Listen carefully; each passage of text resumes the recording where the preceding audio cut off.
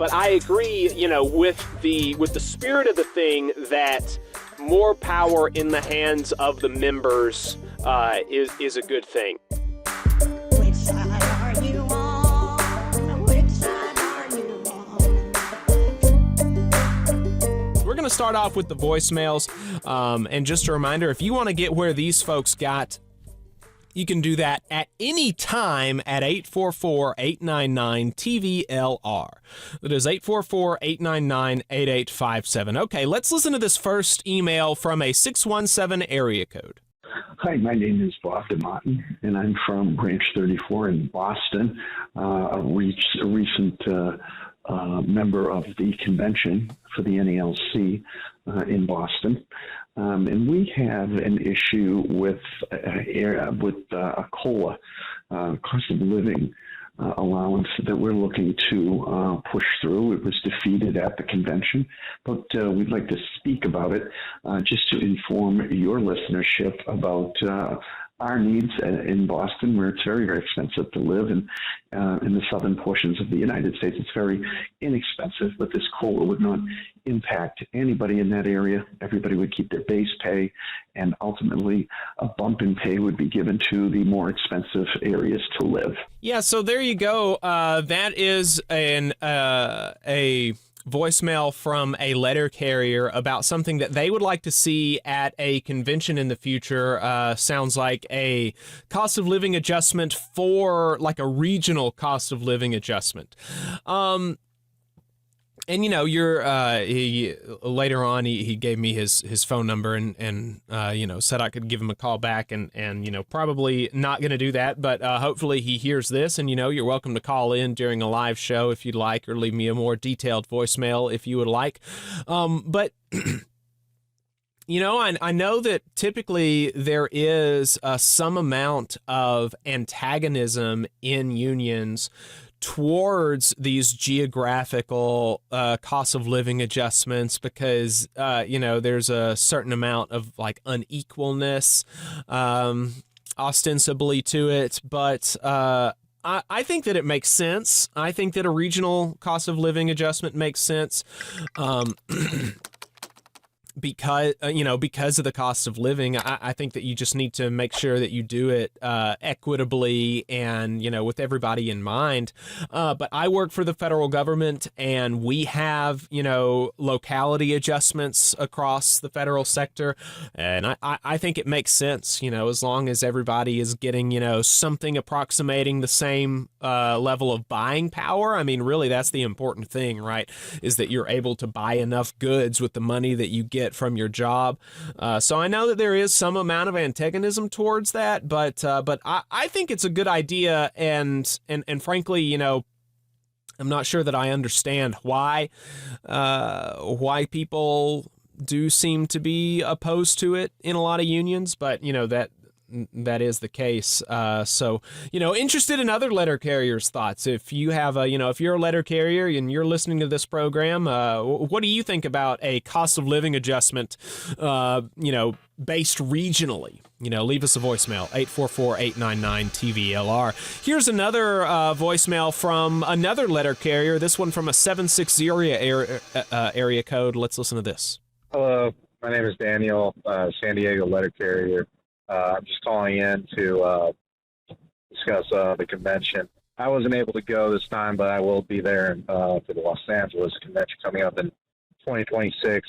I'm going to be putting something on the floor next time around to add a direct ballot initiative. So when we elect officers on the national level, on top of that, I want to add maybe the top 3 initiatives to be voted on directly. I would have to work out the exact language to do that, but I think that putting more choice in the hands of the rank and file is definitely going to be better. And so, this guy is going to go out, Renfro.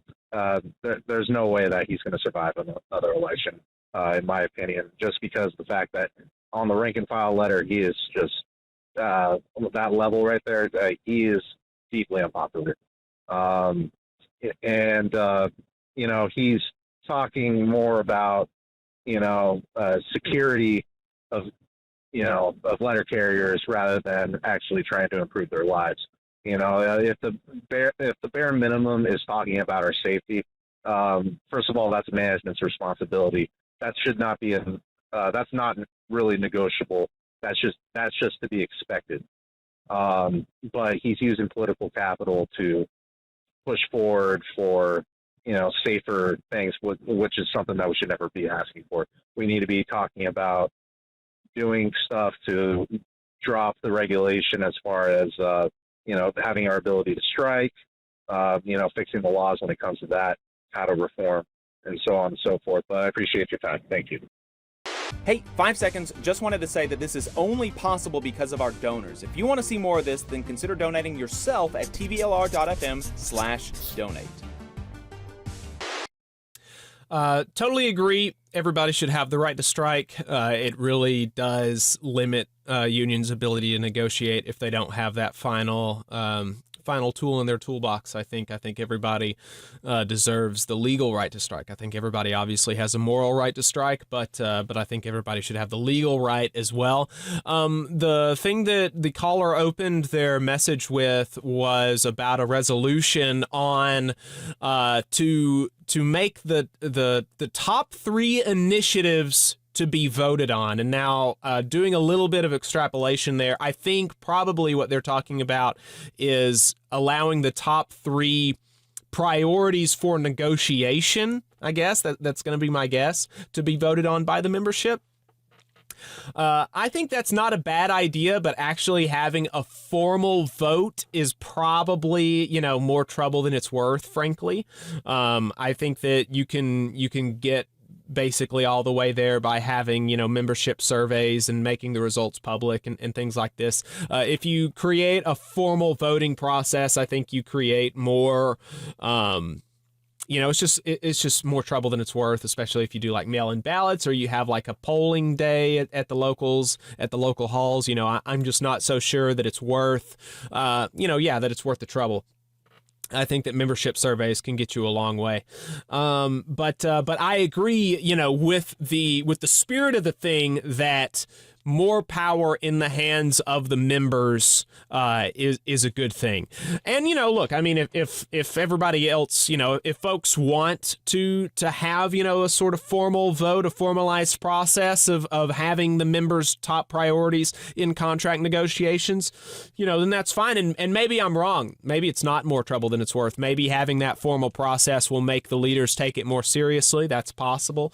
I think then you do have you'll have to go through this process of like, okay, well, what gets on the ballot, right? How do you even decide what priorities to put on the ballot? Who comes up with those priorities? How do you decide that, right? I mean, that's a whole nother process you got to figure out, and presumably you would do that in your resolution language.